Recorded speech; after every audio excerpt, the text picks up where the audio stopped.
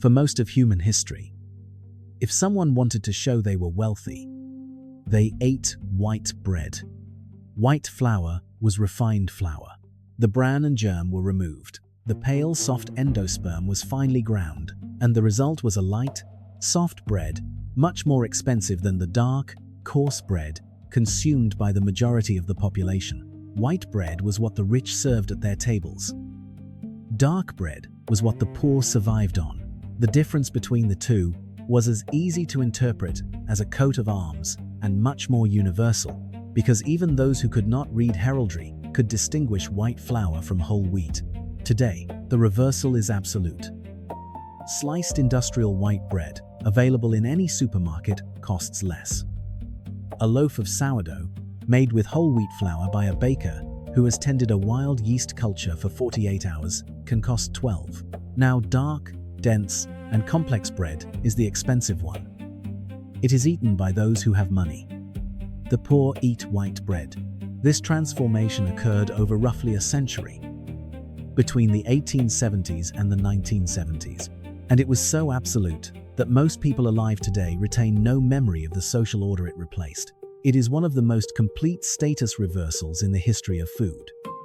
To understand how this happened, we must go back 14,000 years to the first time someone left a wet cereal paste exposed to the air for too long. When they returned, they found something better than what they had left.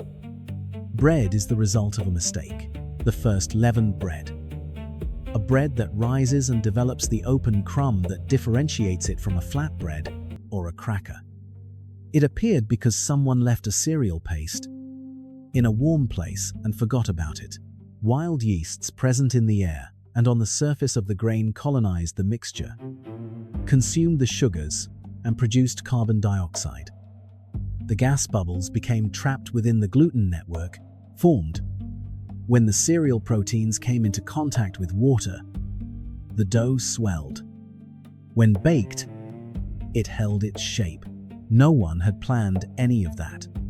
The technology appeared before the theory. The oldest physical evidence of bread making comes from the Natufian culture of the Levant and is about 14,400 years old. It was discovered in 2018 at the Shubai Kawan site in northeastern Jordan. The Natufians were semi-sedentary hunter-gatherers who had not yet completed the transition to agriculture. They ground wild cereals, mixed them with water, and baked flatbreads before agriculture existed as an organized practice. The leavened loaf would come later. But the fundamental act of transforming grain into bread was already ancient by the time someone decided to deliberately sow the first field. The finding revealed something that surprised archaeologists.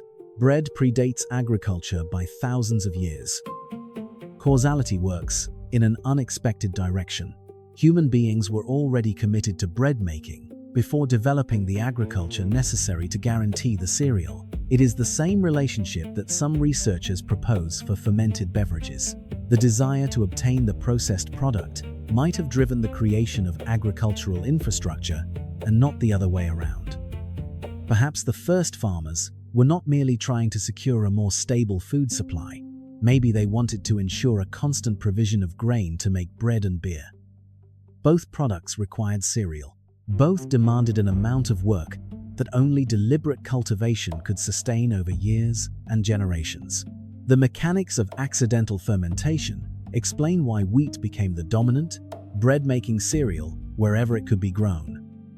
Wheat contains two proteins, glutenin and gliadin, which when mixed with water and worked form gluten, an elastic network capable of retaining the bubbles produced during fermentation.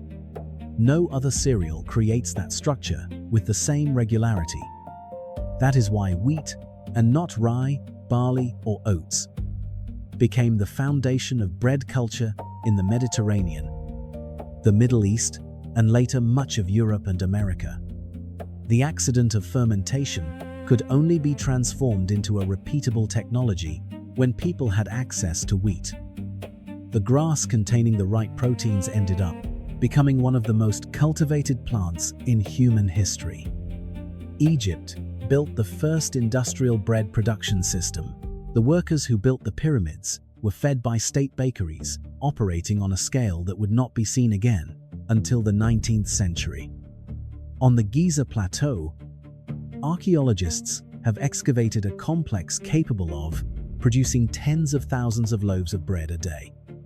There they found ceramic molds stacked by the thousands, brewing residues identified through chemical analysis, and administrative records that tracked the inflow of grain and the outflow of bread with the precision of a modern logistical operation. The builders of the pyramids were also, in a sense, bread workers.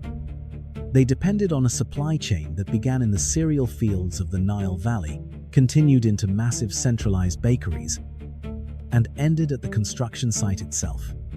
Egyptian bread was not monotonous. Texts from the period identify over 50 different varieties, distinguished by the type of cereal, the fineness of the grind, the shape, added ingredients like dates, honey, eggs, or oil, and their intended function. There was bread for daily consumption, bread for ritual offerings, and bread to accompany the dead in the tomb. The word aish, used by the Egyptians to refer to bread, is also the word they used for life. The coincidence was not accidental or purely poetic. Bread was the substance through which both biological survival and social existence functioned. An Egyptian without access to bread could not feed themselves, could not work, and could not participate in the ritual economy that organized their relationship with the gods. Bread was life in a much more literal way than that expression means today. Egyptian bakers kept sourdough starters, portions of fermented and active dough set aside from one batch to start the next. They did this in the exact same way as modern artisan bakers.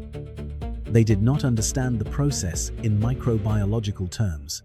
They did not know that yeast was a living organism. However, observation had taught them that saving a piece of the previous day's dough and adding it to the new mixture produced a reliable rise. Whereas starting from scratch was unpredictable, the technique contained microbiological knowledge without needing the theory. 4,500 years ago, Egyptians were already doing what the best bakers continue to do today for the exact same reasons, even if they did not yet know why it worked. Egyptian bakers were skilled workers and enjoyed professional status. In some families, the trade was passed down from generation to generation. Administrative papyri recorded their production and wages with a level of detail we normally associate with modern payrolls. The state controlled the grain they used, the bread they made, and the system through which it was distributed. The relationship between bread production and political authority, a relationship that would run through the entire history of Western civilization, was present from the beginning. When the pharaoh controlled the bakeries, he also controlled those who depended on them to eat. The logic was simple and extraordinarily durable. The class marker that would survive for 3,000 years appeared very early. White bread for the rich, dark bread for the poor. The difference was practical before it became symbolic. White flour required much more work. The bran had to be separated through several consecutive, increasingly fine siftings, carried out by workers whose time cost money. Furthermore, a given amount of wheat produced less white flour than whole wheat flour. White bread was more expensive to make, and therefore more expensive to buy. At Greek symposia, white bread was served alongside diluted wine. The Latin word used for the finest white flour, siligo, appears in Roman texts about elite consumption, in a way that makes it clear that the color of bread was a social marker understood throughout the Roman world. A Roman who offered dark bread to their guests was communicating something about their economic situation that no subsequent explanation could erase. Within the Roman value system, being able to serve white bread was proof of prosperity, just as serving a particular wine was. Both products were visible forms of refinement. Both conveyed the same message from host to guest. I can afford what you cannot. The bread eaten by the majority was dark, dense, and variable. It was made with emmer wheat, spelt, or mixtures of different coarsely ground cereals and baked in public ovens, because most households did not have their own oven. It was sturdy enough to be used as a plate. The medieval trencher, a thick slice of stale bread on which meats and vegetables were served, absorbed the juices from the food and was later consumed by the servant or given to the poor. The plate was bread. The boundary between food and container did not exist as it does today, because maintaining a separate object to hold food required resources that most of the population did not possess. Rome understood the political dimension of bread more clearly than almost any previous civilization. The grain distribution, known as the annona, expanded by Julius Caesar to provide free provisions to a considerable portion of Rome's urban population, eventually turned into a direct distribution of bread during the empire. Citizens no longer received grain that they had to grind and bake, but ready-to-eat loaves. It was not generosity. It was political infrastructure. An emperor incapable of maintaining the supply faced riots of a magnitude that no military force could easily repress. The expression bread and circuses, panem et circenses, accurately describes the mechanism. Feed the city, entertain the city, and the city will not overthrow you. Fail at either, and the calculus changes rapidly. Medieval European bread was probably the most regulated food in history. The assize of bread and ale, enacted in England in 1267, fixed the price, weight, and quality of bread sold in markets in direct relation to the prevailing price of wheat. Bakers who produced loaves weighing less than the established amount received a fine on their first offense. Repeat offenders were dragged through the streets with the defective bread tied around their necks, a form of public humiliation that clearly communicated that bread fraud was not a commercial issue, but a social one. Authorities did not regulate it because it was important to them as a commodity. They regulated it because they understood what happened when bread was unaffordable or adulterated. The severity of the rules reflected the gravity of what was at stake. In medieval England, bread was not just another commodity. For the majority of the population, it was the narrow border between subsistence and starvation. A bad harvest raised the price of wheat. Expensive wheat increased the price of bread, and expensive bread reduced the food supply of poor households below the amount necessary to maintain the ability to work. The chain linked climate, wheat, bread, labor, and social stability with a clarity that everyone understood. That is why bread regulation was a government function and not a market one. Markets find an equilibrium. Starvation is not an equilibrium. It is the end of the market. The guild system that organized bread production in medieval European cities granted bakers a protected monopoly in exchange for submitting to quality controls and price regulation. A baker in Paris or London who wanted to sell bread had to belong to the guild. To join, one had to complete an apprenticeship, pass a test, and be accepted by the existing members. This made baking a more reliable, but also more political, trade than any other food business. When bakers raised prices above the established rates or reduced quality to protect their margins during years of expensive wheat, the response was not an economic adjustment, it was a riot. Bread riots were one of the most frequent forms of popular uprising in pre-industrial Europe. They were more common than many political rebellions, more persistent than numerous religious conflicts, and they broke out with extraordinary regularity.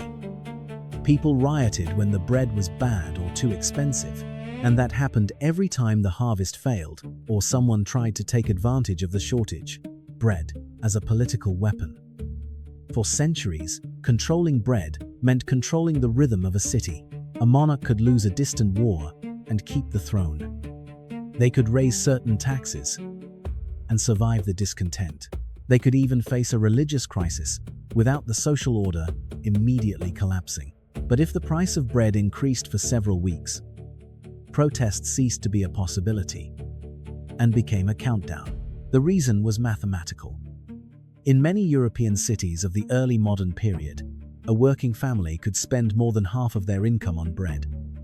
In years of bad harvests, That proportion approached 3/4. There was no margin to absorb the increase. Buying a more expensive loaf meant reducing the amount of food, not paying rent, or selling a tool needed for work. The price hike did not affect a consumer preference.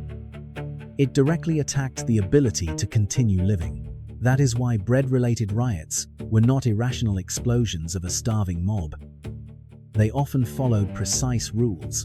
Participants intercepted grain carts, forced merchants to sell it at the price they considered fair, and sometimes handed over the money afterward. They did not see themselves as thieves. They believed they were restoring a moral order that the market had broken. The historian E.P. Thompson called this idea the moral economy of the crowd, the conviction that certain essential products could not be treated as mere commodities when collective survival depended on them. The most famous episode occurred in France. In the years leading up to the Revolution of 1789, the price of bread rose while wages remained stagnant. A series of bad harvests, severe winters, and distribution problems turned the daily loaf into a national crisis. For a Parisian worker, bread could absorb up to 80% of their income. Discussions about political representation, taxes, and aristocratic privileges were important, but they unfolded against the material backdrop of a much more immediate question. Will there be bread tomorrow? The Women's March on Versailles in October 1789 began in the markets of Paris. Thousands of women, many of them responsible for feeding their families, walked in the rain to the royal palace to demand bread and forced Louis X to return to the capital. The monarchy was physically relocated to the city it was supposed to feed. The French Revolution is often remembered through declarations of rights, speeches, and guillotines, but one of its defining moments was a crowd that was not asking for a political theory, it was asking for flour. Napoleon learned a lesson. His armies depended on mobile baking systems, field ovens, and supply chains capable of converting cereal into rations as the troops advanced. The phrase attributed to him, "An army marches on its stomach," summarizes a truth that all empires had discovered. No military strategy survives for long if the bread does not arrive. Battles could be won with artillery. Campaigns were won with flour. Industrialization did not eliminate this political dimension. It relocated it. By the late 19th century, cheap bread became one of the implicit promises of the modern state.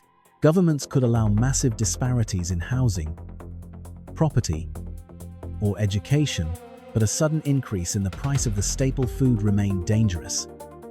During the two world wars, European rationing systems protected access to bread with special care.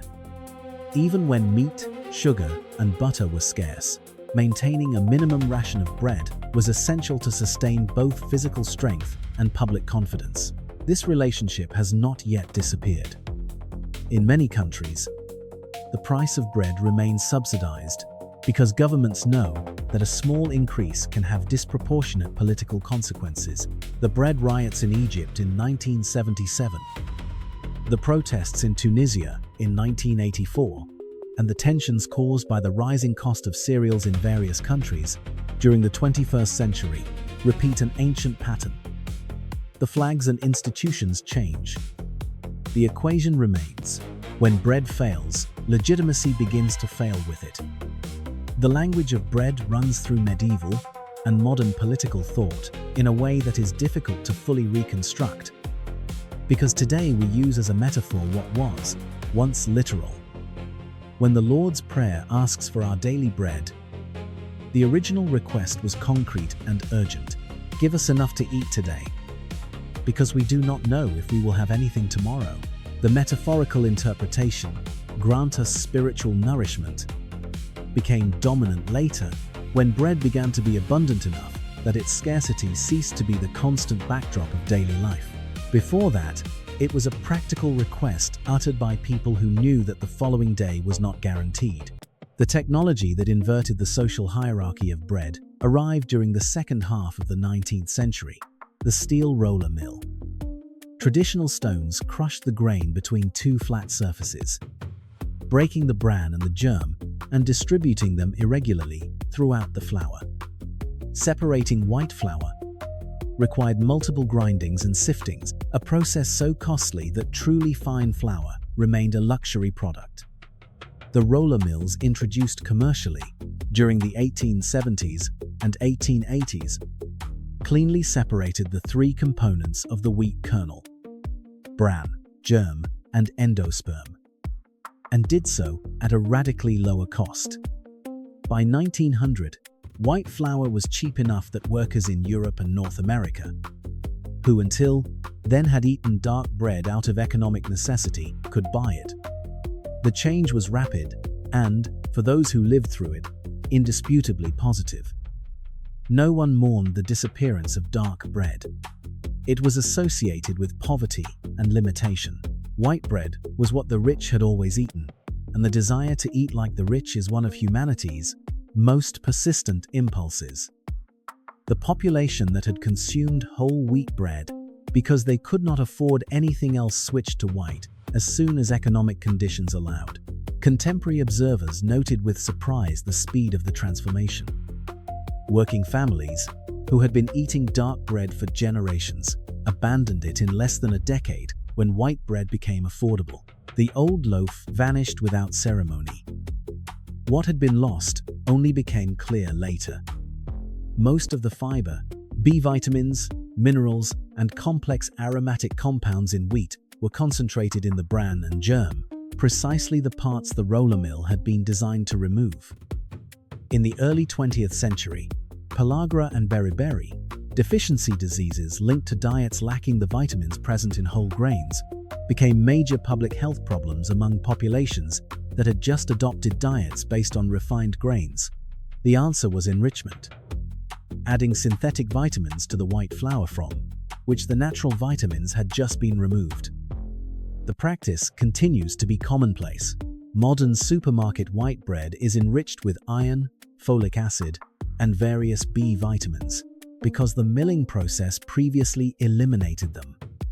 Enrichment returns approximately what the industry took away, although in a form that does not always behave exactly the same way within a complex biological system. The experiment has been underway for a century. Its results are still being interpreted.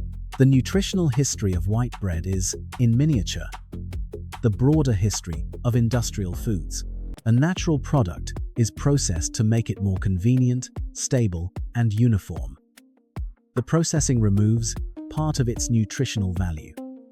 Then, synthetic versions of what was removed are added at an additional cost. The final product resembles the original in certain aspects and differs from it in others that we, still, do not fully understand.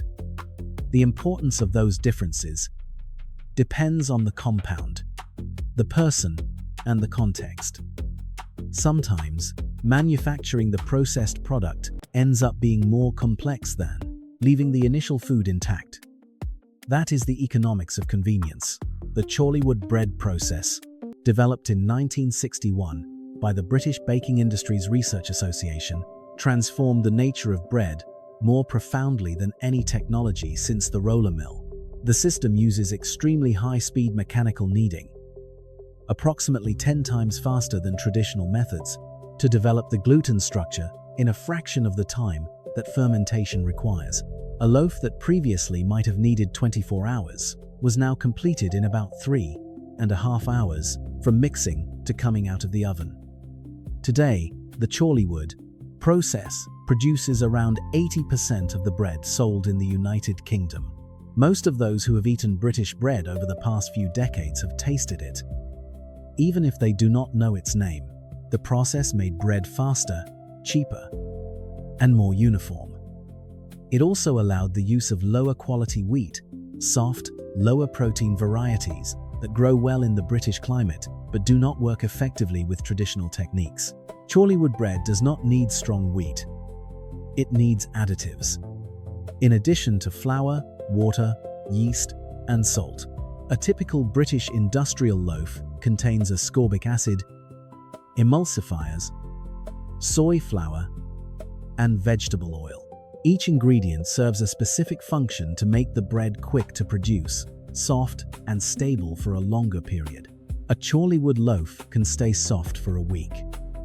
A sourdough bread made through a natural fermentation of 24 to 36 hours begins to harden in 2 or 3 days. Industrial bread uses chemistry to mimic certain preservation properties that fermentation time can naturally produce, but without the flavor, texture, or biological complexity created by extended fermentation. In the United States, Otto Frederick Roeder invented sliced sandwich bread in 1928. He solved the problem that slicing a loaf accelerated its staling by immediately wrapping it in wax paper to prevent moisture loss. Wonder Bread quickly adopted the technology.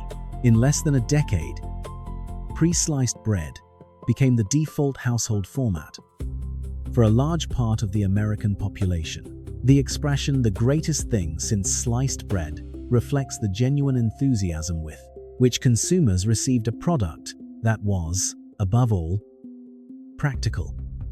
Uniform slices, soft texture, long shelf life, and no knife required. Almost no one asked what had to be done to the bread to achieve this. That conversation came later, and it came slowly. The science of time. The major difference between industrial bread and sourdough is not found solely in the ingredient list. It is found in something that rarely appears on the label: time. For the industry, time is a cost. For fermentation, it is an ingredient. When a dough rests for many hours, it is not merely waiting. Inside it, a succession of chemical and biological processes occurs. The yeasts consume sugars and produce carbon dioxide and alcohol. Lactic acid bacteria generate organic acids. Enzymes present in the flour break down large molecules into smaller components. Proteins change their structure. Starches begin to transform. The flavor is not added from the outside. It is built slowly inside the dough. Industrial bread compresses these transformations through mechanical energy, commercial yeast in large quantities, improvers, emulsifiers, and controlled conditions. The goal is not to mimic every reaction, but to quickly achieve specific properties: volume, softness, elasticity, uniformity, and shelf life.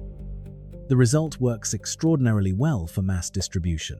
A factory can produce thousands of practically identical loaves, transport them hundreds of miles, and place them on a shelf where they will remain soft for days.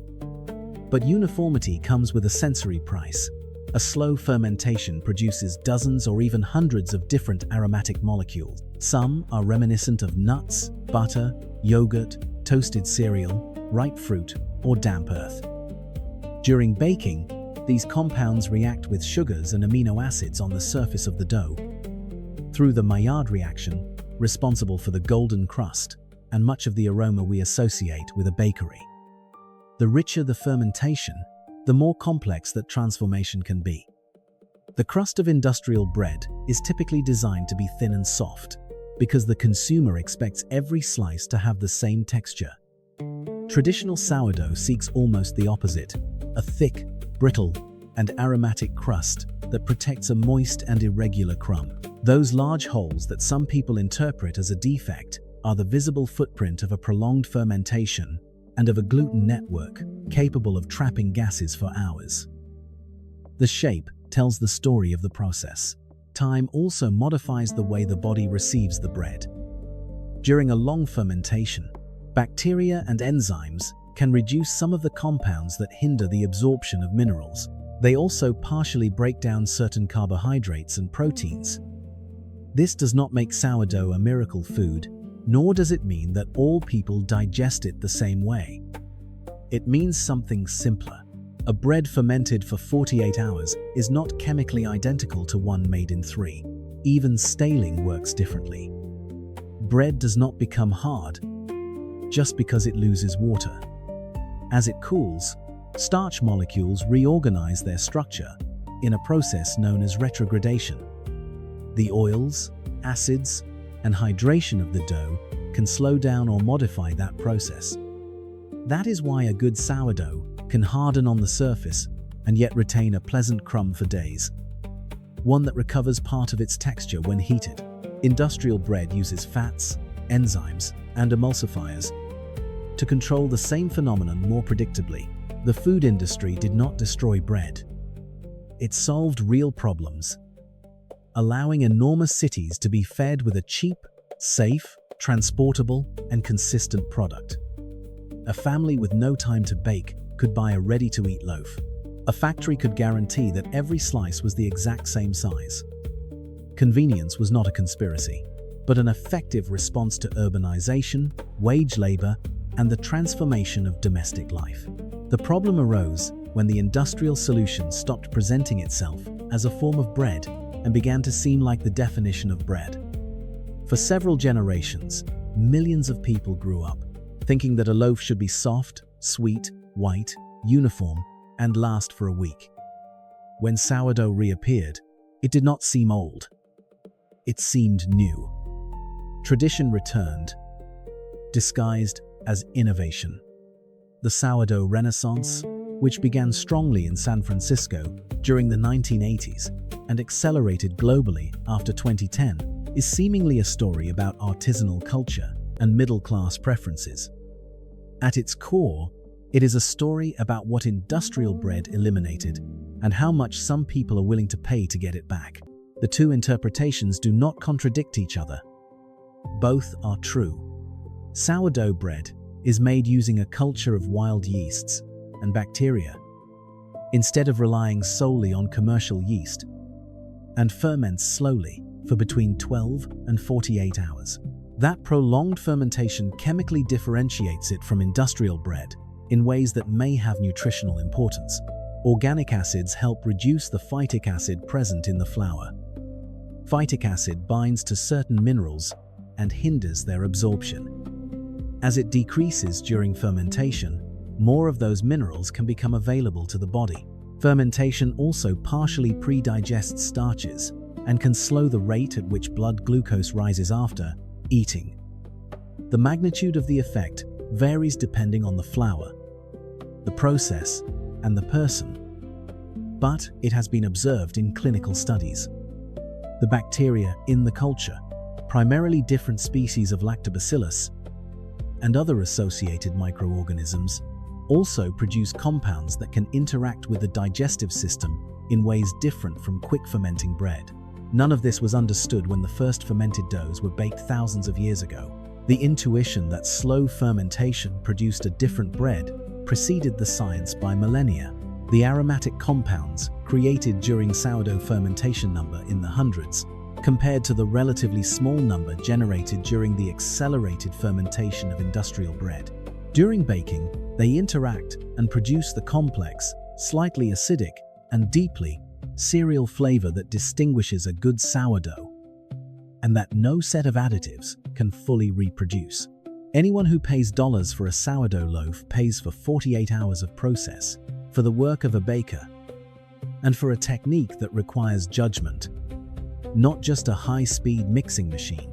The product is biologically distinct from the bread sold in the supermarket. Whether that difference justifies a price 6 times higher belongs in the realm of personal values, but the difference exists and can be measured. The sourdough starter of a contemporary bakery is a living culture of yeasts and bacteria, maintained through continuous feeding. Every day, flour and water are added, a part of the previous mixture is discarded, and the renewed culture develops once again. It is the exact same principle used by the Egyptian bakers in Giza 4,500 years ago. The Renaissance does not consist of inventing something new. It consists of recovering a very old technique that was abandoned in pursuit of speed and uniformity by an industry that understood efficiency, but not necessarily everything it was losing. The oldest baking technology in the world is now the trendiest. The circle has closed, and it has turned on the same axis that so often moves the history of food. What the poor had out of necessity ends up being desired by the rich when it becomes scarce, artisanal, or difficult to reproduce. The loaf of bread is probably the oldest manufactured food product in human history. It predates writing, It predates money. It predates most of the institutions and technologies we associate with civilization. In its most basic form, bread is born from a human decision. Taking something offered by the natural world, the seed of a grass, and turning it into something nature would never produce on its own. The decision was simple. Its consequences were not. Adopted in different ways by different peoples between 14,000 and 10,000 years ago, it lies at the foundation of every city, every empire, every tax system, every subsistence riot, and every social contract in Western history. The class inversion with which this story began is not a simple curiosity. It is a repeated pattern throughout the history of food. The food of the rich becomes mass food when technology manages to make it cheaper. The food of the masses transforms into the food of the rich when scarcity, craftsmanship, or time make it expensive again. Spices followed that path. Sugar too. Coffee too. White bread followed it, and was then overtaken by its own reversal. What changes is not necessarily the food, but the context of its production, who makes it, how long it takes, what is added, what is removed, and what the person choosing it is trying to say about themselves. The wheat is the same. The yeast is the same. The water is the same. The difference between a Chorleywood loaf and a 48-hour sourdough is a difference of time, attention, and process. And that difference costs $10. A Natufian woman grinding wild cereal in Shubaika 14,000 years ago would understand the contemporary sourdough baker in a way she would understand almost no other aspect of the present. The knowledge necessary to turn the seed of a grass into a living culture, then into a fermented loaf, has crossed all the civilizations that used it with almost no essential changes, forming one of the longest uninterrupted chains of technical transmission in human history. The bread knows nothing of this. It never knew. The knowledge is ours, and we have always used it to say something about ourselves that goes far beyond what we are eating. No,